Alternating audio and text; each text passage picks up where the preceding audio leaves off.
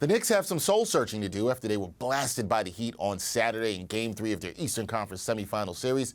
The offense was no-show down in South Beach as New York will look to bounce back in Game 4 on Monday night. New York Post sports reporter Zach Braziller, he's never a no-show as he's been covering the series and joins us now from Miami. Zach, how's it going after you witnessed not much offense from the Knicks on Saturday?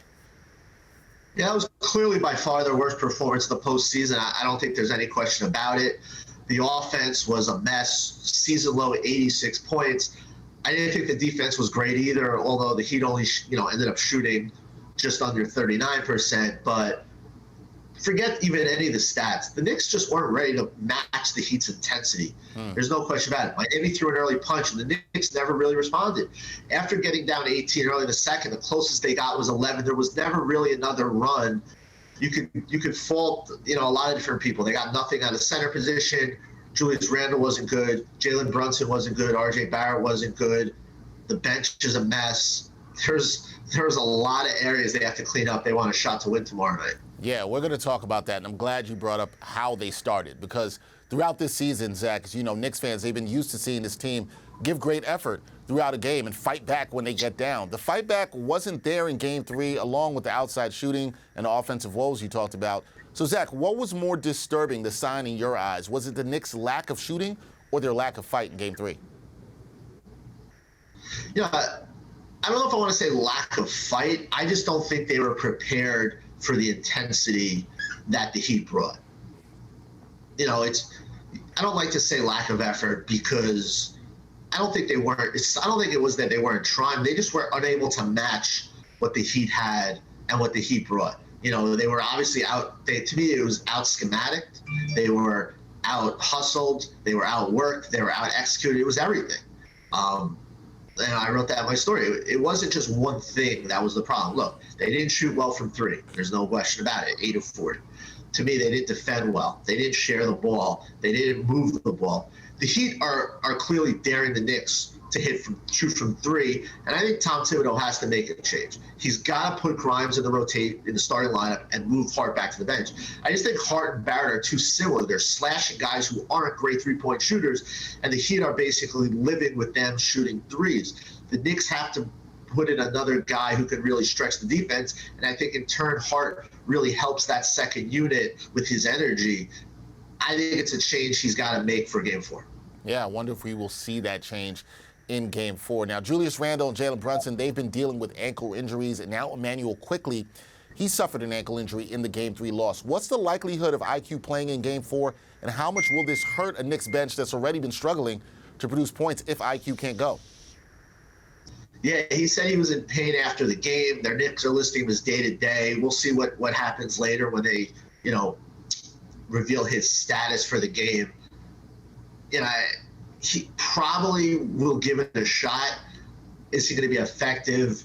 How much could he do on that ankle? He was in pain afterwards. He was in pain when it happened. I don't think you're getting anything close to 100% Immanuel Quickley. I expect you'll see Miles McBride for his defense. I would give Evan Fournier a shot. I understand he hasn't played meaningful minutes in a long time, but the guy can roll out of bed and hit threes. The Heat are packing it in. They're challenging the Knicks to hit from deep. You put in someone like Evan Fournier, even if it's only for 5 or 6 minutes, just as someone to keep them honest and maybe create driving lanes. Because right now the Heat are basically, they're putting Bam on Randle, they're putting Butler on Brunson, and they're forcing other guys to beat them. And right now, RJ and Josh Hart are not hitting threes, at least not consistently, and it's kind of playing right into the Heat's hands. Yeah, they definitely are doing that. Talk about that offense, guys not hitting threes. Then, Zach, the Knickerbockers, they were terrible offensively on Saturday as they shot 34% from the field, 20% from three-point land. What can be done to fix a New York offense? Is it the changes you made talking about getting Grimes into the starting lineups, or is it simply the team just knocking down good looks open that they've seen and they're just not knocking them down right now? Is it just a matter of them making these shots that are available to them? I think it's part of it. Look, if Brunson and Randle don't play well, the Knicks aren't going to win games in this series. I don't think there's any question about it. Neither played well in Game 3. Both played well in Game 2, and the Knicks won. The Knicks need them to play better, specifically Brunson. And that's not just scoring. That's creating. That's, getting in a lane and getting guys open shots.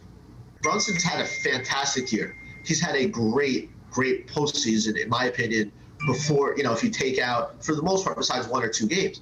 The Knicks need his best to have a shot to win game 4. There's no question about it. He's got to be the guy. He's got to start fast. He's got to kind of relieve some of the pressure off these other guys. The Knicks are where they are because of Jalen Brunson, and the Knicks need his best to win a game 4. All right, Jalen Brunson having to step up in game 4.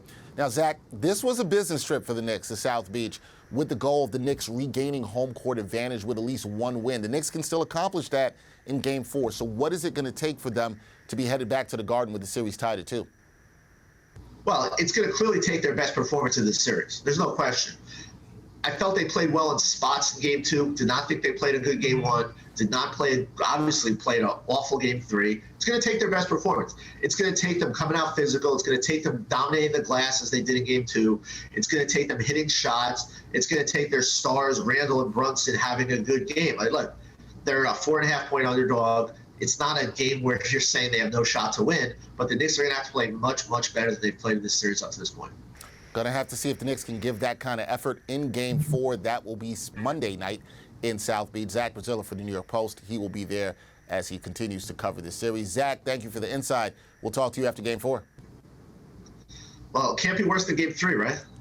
Well, it could be. We just hope that it's not. There are these things where it can't always be worse. People say that sometimes. It could be worse. We don't want to see it. Nobody wants to see it. I know you don't want to, but it can. We're going to be positive and hope for better. We hope for better. All right. Enjoy, man.